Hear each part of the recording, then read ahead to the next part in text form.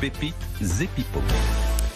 Et on va se pencher ce matin sur le titre Dermapharm, groupe allemand spécialisé dans la fabrication de produits pharmaceutiques. On en parle avec Sébastien Lemonnier, gérant action chez Innocap Gestion. Bonjour Sébastien. Bonjour Stéphane. Pourquoi c'est une valeur intéressante ? Alors la pépite de la semaine, qui n'est pas une recommandation d'achat, mais un exemple parmi nos convictions d'investissement, est bien l'allemand Dermapharm, dont nous avons sensiblement renforcé notre exposition en portefeuille ces derniers mois, notamment au sein de notre fonds Quadrige Europe Midcap, où il constitue actuellement la deuxième principale pondération. Alors c'est un groupe fondé en 1991 dans la région de Munich et qui concentre l'essentiel de ses profits à produire et à développer une large variété de produits pharmaceutiques de niche non régulés.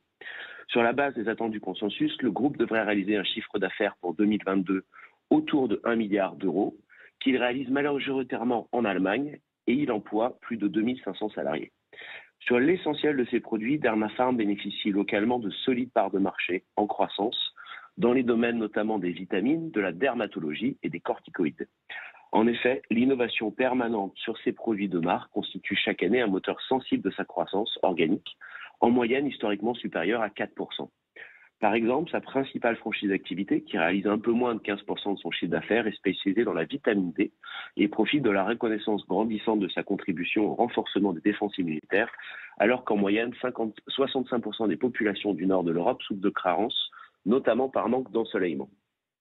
Alors, fort d'un actionnaire familial qui s'est d'ailleurs renforcé à hauteur de 55 millions d'euros ces derniers mois et d'une équipe de direction en place depuis plus de 10 ans, Dermapharm bénéficie à la fois de grandes efficacités industrielles, notamment sur son principal site de production récemment modernisé situé à Brenna, dans la région de Leipzig, que nous avons visité en novembre dernier, ainsi que dans l'organisation de sa distribution qui participe ensemble à la génération d'une rentabilité opérationnelle du groupe qui a été en moyenne de plus de 18% depuis 2016.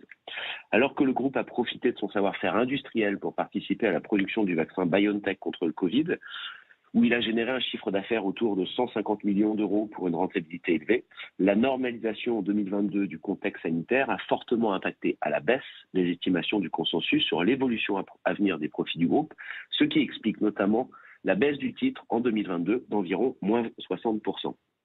Pour autant, nous estimons désormais que les qualités intrinsèques de Dermapharm ne sont potentiellement pas bien appréhendées dans la valorisation actuelle du groupe. En effet, en retraitant selon nos estimations de la contribution du vaccin de BioNTech, le titre traite sur un multiple d'environ 12 fois le résultat opérationnel, en dépit d'une activité robuste à travers le cycle, de positions de leader sur la majorité de ses produits de niche, d'une rentabilité opérationnelle de plus de 18% et d'un retour sur capitaux employés de plus de 20%, ce qui est sensiblement supérieur au coût du capital. Aussi, au démarrage de cette année 2023, nous estimons que le groupe amorce un nouveau chapitre dans son accélération de croissance suite à la récente acquisition du groupe français Arco Pharma, spécialiste européen dans les domaines de la phytothérapie, des médicaments naturels et des compléments alimentaires, qui réalise un chiffre d'affaires d'environ 200 millions, avec historiquement une croissance organique de ses activités qui a été en moyenne de 4 à 5% par an. En effet, nous pensons que cette opération de croissance externe devrait permettre au groupe d'internationaliser ses succès commerciaux, notamment en France, en Espagne et en Italie.